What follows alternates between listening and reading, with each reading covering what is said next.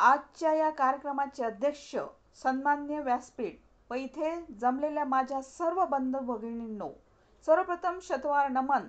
आद्य शिक्षिका सावित्रीबाई फुले, राष्ट्रमाता माँसाहेब जिजाऊ, रणरागिणी झाशीची राणी लक्ष्मीबाई, मदर तेरेसा व समस्त महिला वर्गाला माझे शतवार नमन.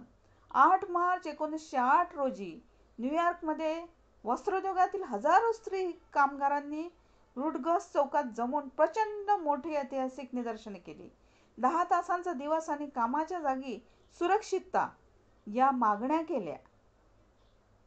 या 2 मागण्यांबरोबरच लिंग, वर्ण, मालमत्ता आणि शैक्षणिक पार्श्वभूमी निरपेक्ष सर्व प्रौढ स्त्री पुरुषांना मतदानाचा हक्क मिळावा अशी जोरदार मागणीही केली.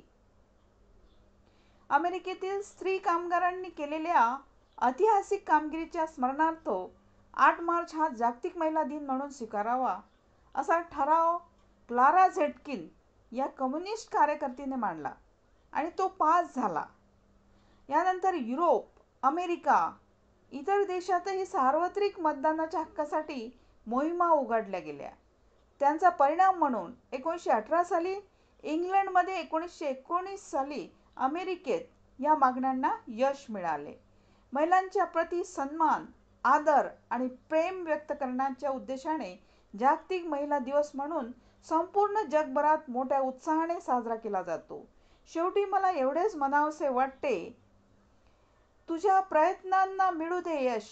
यशाची सोनेरी किनार लक्ष लक्ष दिव्यांनी उजळू दे. तुझा प्रेमळ संसार, कर्तृत्व आणि सामर्थ्याची ओढून घे नवी झालर. स्त्री शक्तीचा होऊ दे पुन्हा एकदा जागर.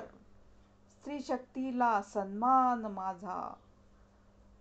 माझ्या आयुष्यातील समस्त स्त्री वर्गाला माझे आयुष्य प्रेमाने फुलवून, मायेची व सुरक्षिततेची पांघरण घालून माझे आयुष्य सुंदर बनवल्याबद्दल शतशत नमन करते.